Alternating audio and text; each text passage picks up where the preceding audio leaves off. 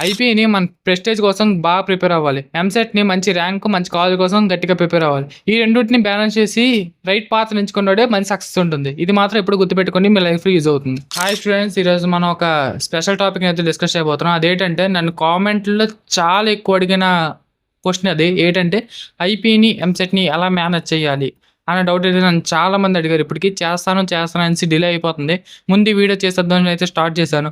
నేను మీకోసం ఇంత చేస్తున్నప్పుడు మీరు కొంచెం సపోర్ట్ చేస్తే మంచిది.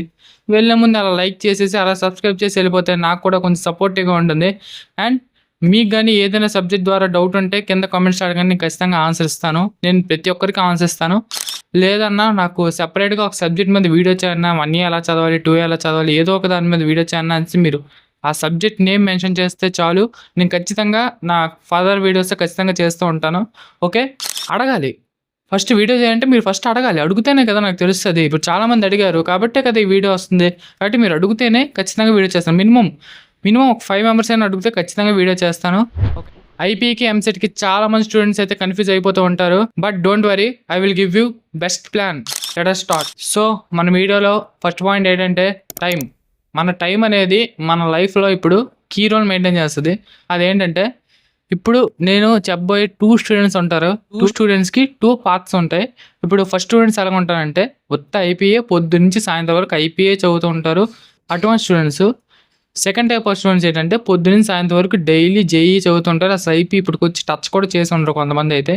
అటువంటి స్టూడెంట్స్. ఇప్పుడు ఇద్దరు స్టూడెంట్స్‌కి సెపరేట్‌గా ప్లాన్ ఇస్తాను. First student number 1. ఈ స్టూడెంట్స్ ఎలా ఉంటారంటే పొద్దున్న సాయంత్రం వరకు ఐపీ చదువుతుంటారు. వాళ్ళకైతే ఐపీకి చాలా ఎక్కువ టైం ఇస్తారు. ఆబ్జెక్టివ్ అయితే టచ్ చేయడం చాలా తక్కువ. ఎప్పుడో మోటివేషన్ వచ్చినప్పుడైతే టచ్ చేస్తారు. తర్వాత అలా 2 డేస్‌తో లీవ్ చేస్తారు. ఇటువంటి స్టూడెంట్స్ ఏం చేయాలంటే మీరు ఎలాగైతే ఇలా పొద్దున్న సాయంత్రం వరకు అయితే ఐపీ ఎలాగో చదువుతున్నారు కాబట్టి ఎంసెట్ ఇంటికొచ్చిన తర్వాత లేకపోతే పొద్దున్న లేసి ఎర్లీ మార్నింగ్ మీరు టైం అలొకేట్ చేసుకోవాలి. ఎర్లీ మార్నింగ్ మినిమం 2-3 అవర్స్ మీ టైం అయితే ఇచ్చుకోండి. ఎందుకంటే డైలీ 4 ఆర్ 5కి అయితే లేవండి. 4 ఆర్ 5కి లేసి 7 ఆర్ 8 వరకు అయితే చదవండి. ఇంకా ఈవినింగ్ కూడా మీరు 6 7 ఎంతకో వస్తారు కదా, అక్కడి నుంచి 1 అవర్ చిల్ అయ్యి ఆ 1 అవర్ అక్కడి నుంచి ఒక 10 ఆర్ 10:30 నేనే 12 వరకు చదవండి అని చెప్పట్లేదు. 10 ఆర్ 10:30 వరకు అయితే చదవండి మినిమం.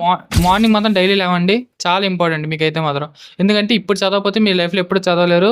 బీటెక్ 4 ఇయర్స్ చాలా బాధపడతారు ఇప్పుడు కానీ చదవకపోతే. And student number 2.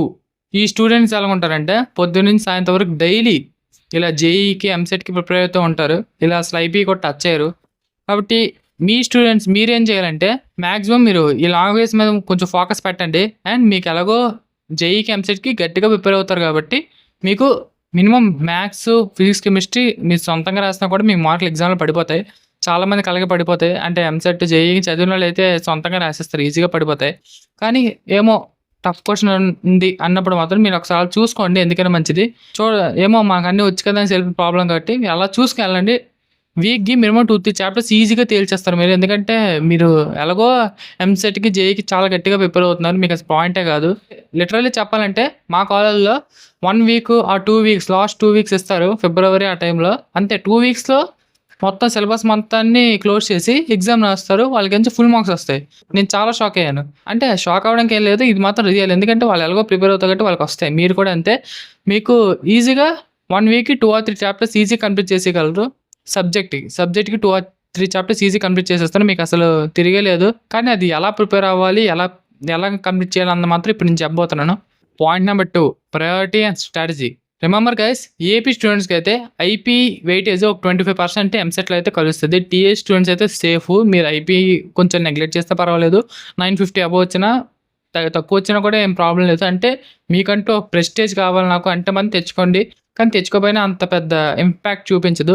కానీ ఏపీ స్టూడెంట్స్‌కి అయితే మాత్రం చాలా ఇంపాక్ట్ ఉంటుంది. ఎందుకంటే ఇంపార్టెంట్ కాబట్టి అది అందరికీ తెలుసు. ఇప్పుడు నేను పెద్ద స్టోరీ చెప్పను దానికి. మనందరికీ తెలుసు ఐపీలో మార్క్స్ తెచ్చుకోవాలంటే ముందు వెయిటేజ్ ఫాలో అవ్వాలి.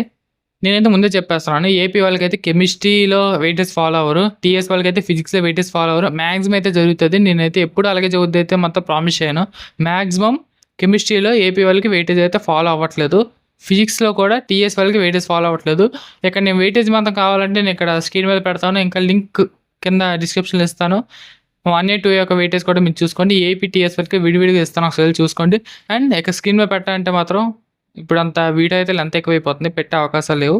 ఇన్ ద సేమ్ వే మనకి ఐపీ ఎలాగ ఇంపార్టెంటో ఎంసెట్ కూడా చాలా ఇంపార్టెంట్, అది అందరికి తెలుసు. ఎంసెట్ మీరు డైలీ ఒక 40 to 50 ఎంసీక్యూస్ చేస్తే కానీ మీకు టైం సరిపోదు. చూడండి, మీకు చాలా బర్డెన్ ఉంటుంది. మీకు ఎస్పెషల్లీ కెమిస్ట్రీ చాలా గుర్తుపెట్టుకోవాలి. ఏపీ వాళ్ళకి అయితే వెయిటేజ్ ఉంటుంది, కెమిస్ట్రీ నుంచో ఎలాగో వెయిటేజ్ ఫాలో అవడు కాబట్టి 2 మార్క్స్ 4 మార్క్స్ మ్యాక్సిమం అన్ని లెసన్లో చదవాలి. చాలా పెద్ద బర్డెన్ ఉంటుంది. కెమిస్ట్రీ గుర్తుపెట్టుకుని కొంచెం కష్టం అవుతుంది ఏపీ స్టూడెంట్స్కి అయితే మాత్రం.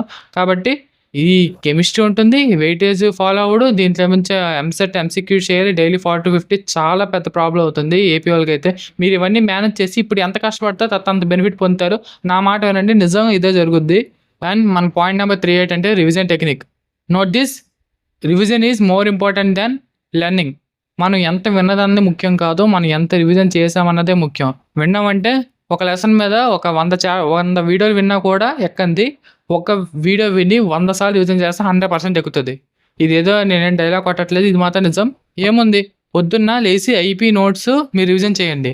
అండ్ అదే రోజు ఈవినింగ్ వచ్చి ఎంసెట్ పీవైక్యూస్ అయితే సాల్వ్ చేయండి. అలా బ్యాలెన్స్ చేయండి, పొద్దున్న ఐపీ, సాయంత్రం ఎంసెట్. ఒకవేళ డైలీ 2 మేనేజ్ చేసిన వాళ్ళైతే ఐపీ ఎంసెట్ అలా మేనేజ్ చేయండి. ఇంకో ఎక్స్ట్రా టిప్ ఏంటంటే వీకెండ్స్లో మీరు ఎక్కువ ఫోకస్ చేయాల్సింది ఎంసెట్ మీద ఫోకస్ చేయండి. ఐపీ మీద అయితే అంత ఫోకస్ చేయొద్దు వీకెండ్స్, ఎందుకంటే ఉన్నదే ఒక వీకెండ్, ఒక రోజు సండే గ్యాప్ ఇస్తారు. అంటే ఆ రోజు మీరు ఎంసెట్ మాక్ టెస్ట్కి అయితే టైం ఇవ్వండి, ఐపీకి టైం ఇవ్వండి, కానీ ఎంసెట్ చాలా ఎక్కువ ప్రయారిటీ ఇవ్వండి. ఎందుకంటే ఐపీ చేసినంత ఇంపాక్ట్ మీరు ఎంసెట్ ఎగ్జామ్ చేయడానికి చాలామంది ఫీల్ అవుతారు. ఐపీ తెచ్చుకోవడానికి చాలా కష్టపడిపోతారు. ఎంత అంటే 983 వచ్చిందని 984 వచ్చేయాలి, నాకు 985 ఎందుకు రాలేదు, ఆ 2 మార్క్స్ తగ్గిపోయి ఎంతో బాధపడతారు. మీకు తెలియని రియల్ ట్రూత్ ఏంటంటే ఇక్కడ 1-2 మార్కుల కోసం మీరు ఎంత బాధపడుతున్నారు, కానీ ఎంసెట్లో జస్ట్ 1 మార్క్ వల్ల చాలా ర్యాంక్ తేడా అయిపోద్ది. అది నేను ఇప్పుడు లాస్ట్ చెప్తాను, మీరు చూసి షాక్ అవుతారు ఖచ్చితంగా. లాస్ట్లో చూడండి, అందుకే చెప్తున్నాను, లాస్ట్లో పెద్ద సీక్రెట్ ఉంది మీకోసం. అండ్ పాయింట్ నెంబర్ 4 ఏంటంటే మైండ్ సెట్. ఇప్పుడు చూడండి గైస్, మళ్ళీ చాలామంది అయితే స్ట్రెస్కి అయితే చాలా గురవుతారు. స్ట్రెస్ గురైపోయి పిచ్చెక్కిపోతారు. 2-3 డేస్ అయితే ఏది చేయాలో కూడా అర్థం కాదు కొంతమందికి. స్టార్ట్ చేస్తారు, ఆ లెసన్ అర్థం కాదు, మళ్ళీ స్టార్ట్ చేస్తారు, లెసన్ అర్థమైనా పీవీక్యూస్ అర్థమైనా ఎగ్జామ్ హాల్లో చేస్తాం లేదో తెలియదు. ఇంకేదో క్వశ్చన్ ఇవ్వగానే, కొత్త క్వశ్చన్ ఇవ్వగానే భయపడిపోతాం. కాబట్టి మళ్ళీ ప్రతి ఒక్కడికి స్ట్రెస్ ఉంటుంది.